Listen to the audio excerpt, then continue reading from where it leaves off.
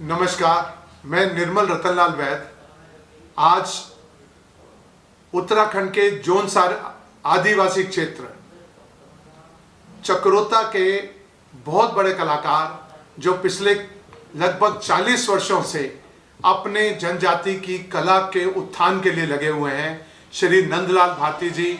हजारों मंचों पर आप पुरस्कृत हो चुके हैं।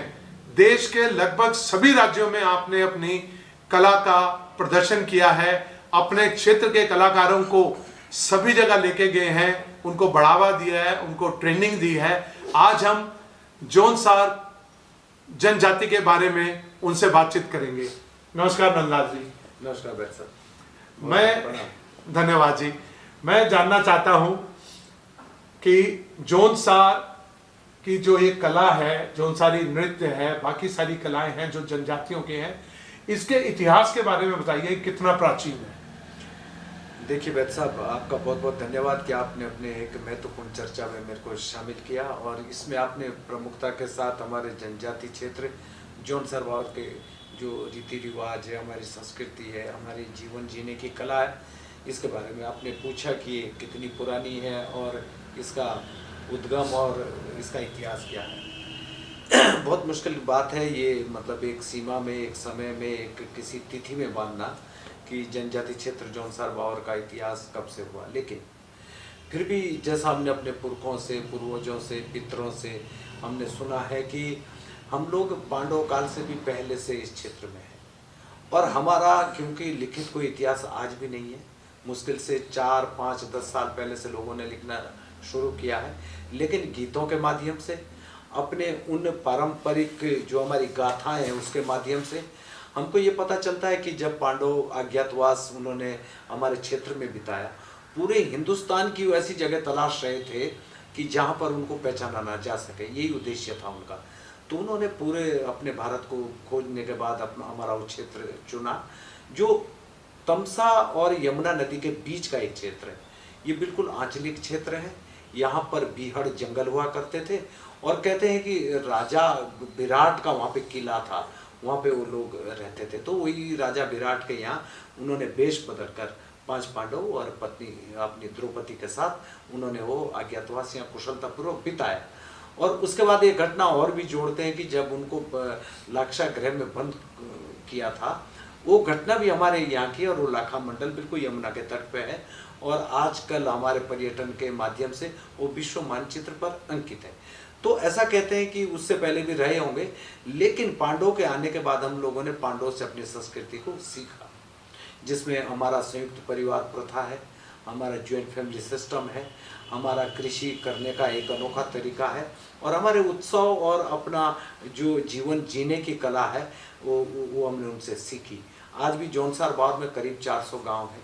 हर गांव में आपको अर्जुन सिंह और भीम सिंह नाम से आज भी कई लोग मिल जाएंगे। क्या बात जो है। जो हम लोग जो है पांडवों के नाम पे अपने नाम रखा करते हैं। वाह, बहुत खूब। जैसा आपने बताया कि ये पांडव काल से लगभग 5,500 वर्ष पूर्व से इनकी जनजाति के लोग यहाँ रह रहे हैं और आज भी ये उन हर गांव में अर्जुन और कृष्ण के नाम आपको मिलेंगे, उनके मंदिर मिलेंगे, उनके बहुत सारी ऐसी चीजें मिलेंगी, इनके नृत्यों में, इनके गीतों में उन सब की व्याख्या होती है। अब मैं जानना चाहता हूं कि कितने प्रकार के नृत्य हैं जो आपके जौनसार में किए जाते हैं। देखिए वैद साहब, जनजाति क्षेत्र जौनसार बावर हम अपने इष्ट और आराध्य देव श्री महासू देवता को मानते हैं और महासू देवता ऐसा कहा जाता है कि उनको कश्मीर से लाया गया था। हमारा जो पूरे जौनसार बावर का एक ऐसा मंदिर है जिसको हम अपना 5वां धाम मानते हैं, हनोल में महासू देवता का, कहते हैं वो मंदिर भी पांडवों ने बनाया था। तो तब से हम लोगों का ये अपना कल्चर और रीति रिवाज का काम शुरू हुआ। हमारे नृत्यों की अगर हम उसका वर्गीकरण करें तो मंदिर तो 5-7 गांव को मिला के एक मंदिर आज भी है गांव गांव में, लेकिन हर एक गांव में पांडव का मंदिर हर गांव में है। वो बहुत छोटा सा होता है, उसको चौरी बोलते हैं, उसमें पांडव के हथियार रहते हैं कृत्रिम, और उसी से हम लोग अपना पहला नृत्य शुरू करते हैं, जिसको हम लोग पांडव डांस और स्थानीय भाषा में उसको मंडावड़ा बोलते हैं। मंडावड़ा है जिसमें हमारे जो लोक गायक हैं वो आह्वान करते हैं पांडव के किसी भी किरदार का, और उनको आता है वो एक एक किरदार, एक एक पात्र के बारे में उनकी पूरी के पूरी जीवन गाथाएं गाते हैं, और फिर वो हमारे अपने ढोल दमाव की थाप पर वो अवतरित होते हैं, खेलते हैं। तो पहला डांस हमारा है मंडावड़ा, जिसको हम पांडव नृत्य भी कह सकते हैं। उसके बाद क्योंकि हम लोग कृषि प्रधान क्षेत्र हैं, कृषि करने के बहुत सारे हमारे डांस हैं, जिसमें हारुल है, तांदी है, नाटी है, झेता है, रासो है, और इसके अलावा भी ठोड़ा है, जंगाबाजी है। हम लोग इतने प्रकार के नृत्य आपस में करते हैं कि जैसे हर संक्रांत, वर्ष में 12 संक्रांत है, और हमारे कम से कम 12 नृत्य तो है ही है, जो अलग अलग संक्रांतों पे हमारा पारंपरिक भोज भी तैयार होता है और वो नृत्य भी होता है। तो 12-15 नृत्य है जो हम लोग अपने ऋतु काल में, अपने उस कृषि के क्षेत्र में जो मतलब उससे जुड़े हुए हैं। हम घास काटते समय हम लोग नृत्य और गीत गाते हैं, हम लोग धान को रोपते हुए गीत और नृत्य करते हैं, हम लोग जो है अपना मक्की भूनते हुए, अपना मक्की को निकालते हुए बहुत सारा काम है जो हम सामूहिक और सहकारिता के रूप में करते हैं। और जब वो सहकारिता का काम होता है उसमें गीत गाना हमारा एक उत्साहवर्धन का काम भी है, और अपना इतिहास को भी हम दोहराते हैं उसके माध्यम से। क्या बात है, कितनी रोचक बात है। कृषि के प्रत्येक कार्य में जोतने से लेकर और उसके बाद काटने से लेकर उसके बाद मक्का को दाने उतारने तक, जी जी बिल्कुल, सभी उस समय पर अलग अलग नृत्य होता है, अलग अलग गीत होते हैं। अभी पिछले दिनों में अभी इनसे चर्चा करूंगा कि पिछले दिनों आप ही के साथ में वहां के 2-3 विवाहों में शामिल हुआ, तो सच में हैरानगी की बात यह थी कि विवाह पर आए हुआ प्रत्येक व्यक्ति, प्रत्येक पुरुष, प्रत्येक स्त्री सभी नृत्य करते हैं। दूल्हा भी नृत्य करता है, दुल्हन भी नृत्य करता है, उनकी दादी भी नृत्य करती है। शायद ही कोई होगा, मतलब 5 साल 6 साल की बच्ची और बच्चे से लेकर 70, 80, 90 साल के लोग भी उस नृत्य में शामिल होते हैं। तो ऐसी परंपरा भारत में और कहीं नहीं है। सच में कितना अनुभव है। मुझे वो बताइए, विवाह में किस प्रकार से वो कौन सा नृत्य है, जो हमने उसको शूट भी किया, हम आपको दिखाएंगे भी उसकी क्लिपिंग जो है, उसके बारे में थोड़ा सा देखिए वैद साहब, मैं अपने अनुभव के आधार पर, जैसा मैंने पहले भी कहा कि देश और दुनिया को थोड़ा सा देखने का और वो भी सांस्कृतिक माहौल में मौका मिला है, मैं आपके इस चैनल के और इस अभियान के माध्यम से बताना चाहता हूं देश और दुनिया को कि जनजाति क्षेत्र जौनसार बावर का जो कल्चर है वो दुनिया में मैं मानता हूं कि अव्वल हो सकता है, पहले नंबर पे हो सकता है। और अगर इससे अच्छा कहीं आपको भी कहीं मिले तो जरूर हमको भी बताइएगा। उसका मैं एक उदाहरण आपका इस शादी से ही शुरू करता हूँ कि आज के इस कृत्रिम चकाचौंध में जब लाखों करोड़ों रुपए लोग एक एक विवाह शादी में खर्च करते हैं, जनजाति क्षेत्र जौनसार बावर में आज भी विवाह निःशुल्क है। लेकिन हमारे पूरे भारत से वो एक अलग प्रकार का हमारा विवाह पद्धति है।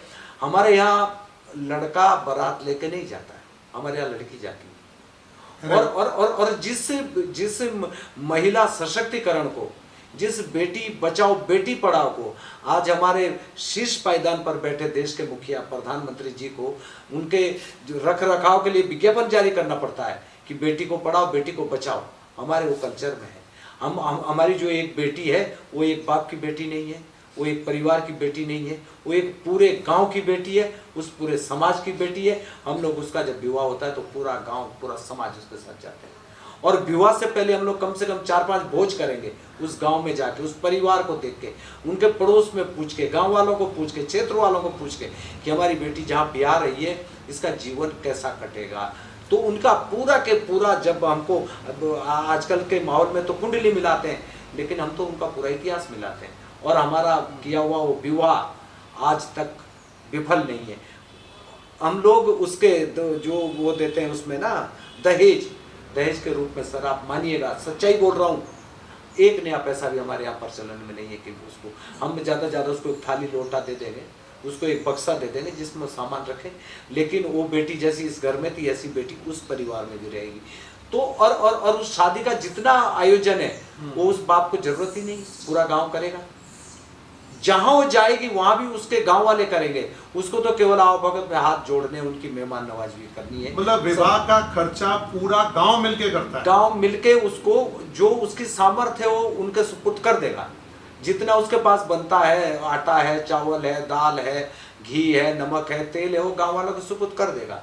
उसके बाद वो कम ज्यादा कैसे बांटना है, कैसे खिलाना है, कैसे परोसना है, उसको कोई दिक्कत नहीं है, क्योंकि एक भी मेहमान की नाराजगी वो पूरे गांव की बदनामी मानी जाएगी। इसलिए हम लोग उसको आज भी अतिथि देवो भव, उसको भगवान मानते हुए हम लोग आज भी उस माहौल, जैसे भोजन बनाने से लेकर परोसने तक का सारी व्यवस्था गांव वाले, सारा लकड़ी तैयार करना, उसके लिए कृत्रिम उस दिन चूल्हे बनाना, फिर थालियां, उतने लोगों को हम लोग पत्तल में नहीं खिलाते, बिल्कुल जो हमारा अपनी थालियां हैं वो इकट्ठी करेंगे पूरे गांव से, सब लोगों को उसी माहौल में बिल्कुल जैसे अपने परिवार का व्यक्तिगत मेहमान को हम लोग भोजन कराते हैं, ऐसे पूरे क्षेत्रवासियों को, विवाह शादी में आए हुए लोगों को भोजन कराते। मेरे को सच में हमें ऐसी जनजातियों से सीख लेनी चाहिए। आज के इस अपने आप को जो बहुत बड़ा समाज वाले कहते हैं कि हम बहुत प्रगति कर लिया है, हमने ये कर लिया है, लेकिन आज भी हमें अपने उन पौराणिक अगर संस्कारों को सीखना है तो हमें वापस अपने गांव में अपने जनजाति के पास ही जाना पड़ेगा वो सब सीखने के लिए।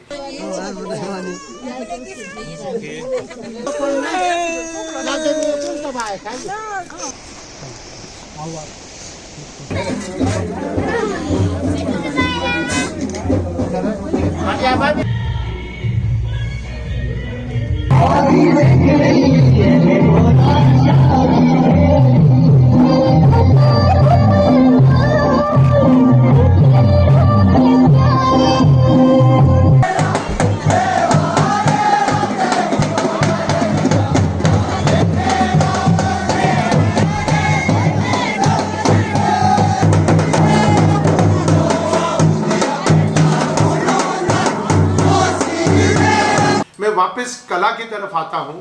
आप कलाकार के रूप में जो आपने कार्य शुरू किया, किस प्रकार से आपने पूरे देश में अपने जनजाति के कलाकारों को आप लेके गए, उनके कॉस्ट्यूम बनाने से लेकर उनकी प्रस्तुति अच्छे से अच्छी हो, इसके लिए आपने किस तरह से काम किया? ये सर वो दौर था जब 90 की बात है, ये 1990 की बात है, जब हम लोगों ने, मेरे गुरु हुआ करते थे, आज बेचारे है नहीं, तो ये ऐसे ही बात हुई कि हमारी संस्कृति बहुत समृद्ध थी, हमारे पास नृत्य की बहुत सारी विधाएं थी। आज गांव का वो आंगन हमारा बिल्कुल सुनसान पड़ा है। आज हमारे वो अपने खान पान की व्यवस्थाएं, आपस में खुशियों मनाने के माहौल, वो सब के सब लोग छोड़ते जा रहे हैं। यहाँ तक कि हम लोग अपने आप को जौनसारी कहने में भी थोड़ा सा हिचकिचाते हैं, इसलिए कि हमारे उस क्षेत्र को ना जाने लोगों ने कितने रूप में उसको गलत नज़र से देख करके उसके प्रति लोगों के एक भ्रम वाली स्थिति पैदा कर दी। तो मैंने पहली बार जब मैंने अपने उस ढोल दमाऊ को, रणसिंगे को जब अपने मैं जिला मुख्यालय पे लेके आया, अपने निजी संसाधनों से हमने एक प्रेस क्लब में वो कार्यक्रम किया था। तो जब वो वापस गए तो हम लोगों को गाँव में पंचायत हुई, गाँव में बाकायदा दंडित किया गया कि आपने ये क्यों किया ऐसा, ये गांव का ढोल दमाऊ आप लेके गए, ये बदनामी की बात है, हमारा पूरे गांव का बदनाम हो गया। क्योंकि लोगों का पता नहीं क्यों वो उसको उस तरीके से देख रहे थे। लेकिन सर हम लोगों ने जैसे तैसे करके इस अभियान को जारी रखा, और आज जनजाति क्षेत्र जौनसार भावर के मेरे अपने मंच से तैयार किए हुए करीब 20-25 दल हैं, जिसमें करीब 2000 से अधिक लोग वो हैं जो विशुद्ध रूप से आज उस ढोल दमाऊ रणसिंगे को बजा करके अपने परिवारों को पाल रहे हैं। और जहां तक उसको एक सम्मान की बात है, हम लोग मतलब समुद्र तल से लेकर के, समुद्र के बीचों पे, उसके किनारों से लेकर के लेह लद्दाख जम्मू कश्मीर के हिम शिखरों तक, हम लोगों ने संसद परिसर में, हम लोगों ने विधानसभाओं में, हम लोगों ने यहाँ तक कि जेलों के अंदर जो 1200 जो कैदी थे, बंदी थे, उनके सामने हमने अपने संस्कृति को जब परोसा, तो तो वो कैदी भी हम अपने जेलरों से गुहार लगाने लगे कि एक दिन के लिए सही हमको, क्योंकि हमने 15 अगस्त और 26 जनवरी को कार्यक्रम किए थे कि हमको ये स्वतंत्रता दे दो कि हम भी आज खुशी मनाएं, हम भी नाचें इतने समृद्ध अपने नृत्यों के साथ। तो सर आज पूरे देश में मेरे को लगभग हिंदुस्तान का सारे कोने, सारे हमारे प्रांत, सब जगह जाने का मौका मिला। कई यात्राएं हमने सरहद से बाहर भी की है। हम लोगों को ज़मीनी और आसमानी यात्राएं करने का मौका मिला। अपने संस्कृति को हम लोगों ने 155 देशों के समृद्ध प्रतिनिधियों के सामने लगभग हमने परोसा है, और सब लोगों ने मुक्त कंठ से प्रशंसा की और खुले हाथ से हमारे संस्कृति के लिए तालियां बजाई है। ये हमारा सौभाग्य है। क्या बात है। तो इसमें आप किन किन मंत्रालयों के साथ काम कर रहे हैं इस समय? हम सर ये चाह रहे थे कि जैसा हम कि एक तो जो जनजाति मंत्रालय वो हमारा अपना मंत्रालय, क्योंकि हम लोग जनजाति के लोग हैं तो वो हमारे लिए बना है, तो हमारा मंत्रालय। दूसरा संस्कृति मंत्रालय।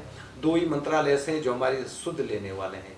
हमको इस बात की खुशी है, हम इस बात का उन मंत्रालयों को धन्यवाद देते हैं, अपने उन जन प्रतिनिधियों का आभार व्यक्त करते हैं कि आज हम लोगों को उन्होंने पूरे हिंदुस्तान में, पूरे देश में, पूरे मंचों पर, पूरे ऑडिटोरियम में और पूरे के पूरे हमारे जो स्टेडियम है वहाँ तक हमारी इन कलाओं को पहुँचाया। क्योंकि हमारी इतनी सामर्थ्य है नहीं, हम लोगों की इतनी शख्सियत हैसियत है नहीं कि हम लोग उतने बड़े बड़े मंचों पे जाएं और जहाज़ों से और पानी के जहाज़ों से और ऐसी महंगी महंगी यात्राएं करें।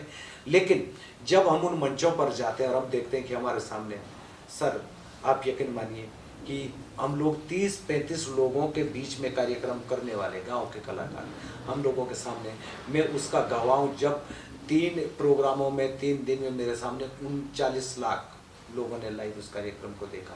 तो जब लाखों लोग हमारे सामने बैठे रहते हैं, जब हमको बिल्कुल सीरियस दिखाई देते हैं और उनकी वो तालियां, वो हमारे उत्साहवर्धन की वो गर्जनाएं, वो हम लोगों को जिस रूप में आलोकित करती है, प्रसन्नचित करती है, गौरवान्वित करती है, मैं समझता हूँ कि उस संस्कृति से बड़ा उपहार कोई किसी को दे नहीं सकता। इतनी ताकत है हमारी संस्कृति में।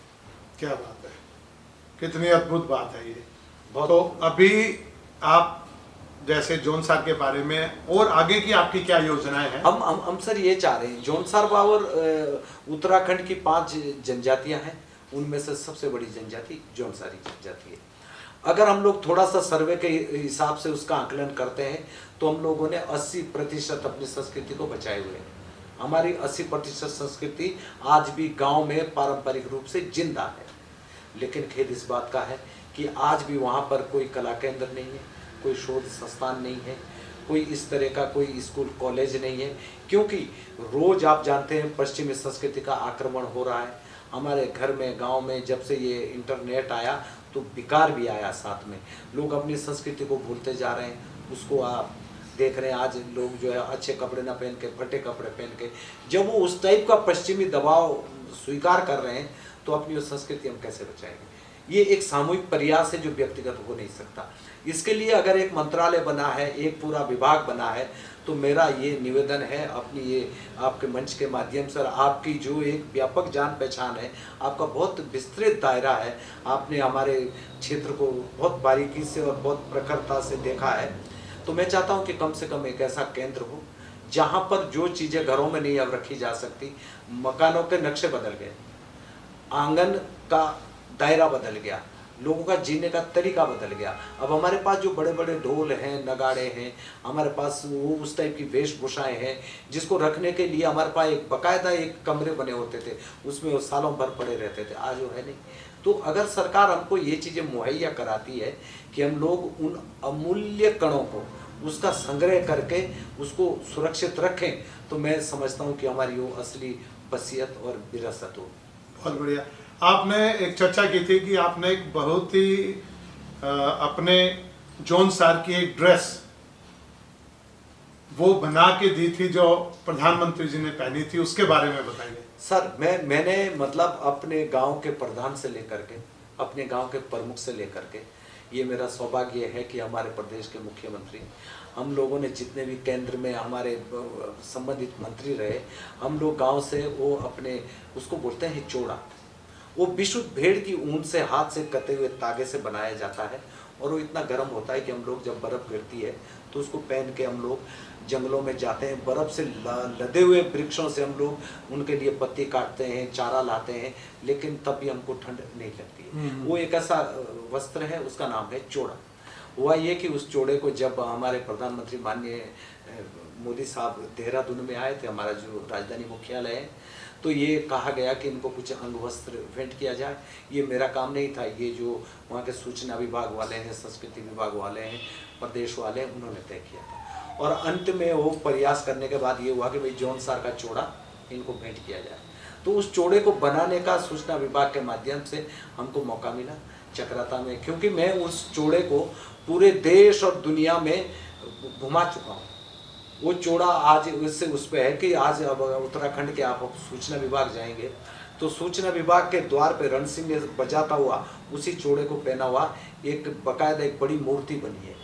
वो तब का फोटो है जब हम लोग 2015 में बाबा केदार की झांकी में दिल्ली गए थे राजपथ पर, और अमेरिका के राष्ट्रपति ओबामा जी हमारे मुख्य अतिथि थे, उनके सामने हमने वो एक भव्य कार्यक्रम किया था।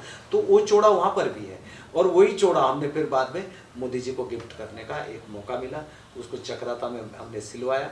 एक हमारे परिचित जो हमारे ड्रेस सिलते थे वो भी बेचारे तब से अपने कार्य में बहुत निपुण रहे और आज वो प्रसिद्ध भी हो गए। तो उस चोड़े को देने से पहले मैंने खुद पहना है और खुद पहनने के बाद जब हमने मोदी साहब को दिया, यहाँ मौका नहीं मिला उसको पहनाने का, वहाँ केवल गिफ्ट के रूप में ले लिया उन्होंने। लेकिन हमारा भाग्य तब उदय हुआ जब बद्री केदार की गुफाओं में जब मोदी साहब ने वहाँ पे बैठ करके साधना की और जब वो उस पहाड़ से नीचे उतर रहे थे, हम लोग उसको लाइव देख रहे थे, तो वो चोड़ा पहन के उतर रहे थे। हम लोगों ने जूम करके देखा, पता करा, तो पता चला कि ये वही चोड़ा है जो हमने यहाँ से भिजवाया था। क्या बात है। और सर उससे हमको लगा कि चलो कहीं ना कहीं हमारी संस्कृति आज हमारे मुखिया ने देश के उस उच्च शिखर के व्यक्ति ने पहना है, तो सर वो एक घटना, ये बहुत ही गर्व की बात है, एक सम्मान की बात है। ये पूरे जौनसार की उत्तराखंड का सम्मान है कि उत्तराखंड की एक जनजाति की जो मेन कॉस्ट्यूम है, मेन ड्रेस है, परंपरागत ड्रेस जो 5000 वर्ष से जो पहनी जा रही है, उसे पहन के प्रधानमंत्री जी ने केदारनाथ बाबा की गुफा में जो तपस्या की, साधना की और उसके बाद साधना के बाद उसको पहनकर पूरी दुनिया के सामने आए। ये सच में एक गौरव में दिन है आपके लिए। और मैं बहुत आनंद आया, इतना समय हो गया बात करते हुए और मैं लगातार आपसे बात करता रहूँगा इस बारे में। आज ये पहली कड़ी थी जौनसार के ऊपर। मैं आपका बहुत बहुत धन्यवाद करता हूँ और आप सबको भी उम्मीद करता हूँ कि जो भी बातचीत हमारे भाई जी ने की है वो आपको पसंद आई होगी। आप इसके बारे में ज़रूर लिखिएगा, कमेंट्स कीजिएगा, लाइक कीजिएगा, सब्सक्राइब कीजिएगा, ताकि आपको हम और अधिक से अधिक जानकारी भारत के जनजातियों के बारे में इसी प्रकार के महान कलाकारों के माध्यम से आप तक पहुंचाई जाएं। सच में धन्य है ऐसे कलाकार, इनको मैं नमन करता हूं। आप बहुत बहुत धन्यवाद। आपको भी बहुत बहुत नमस्कार, बहुत बहुत प्रणाम। जय मां सूदेवता की। जय मां सूदेवता की।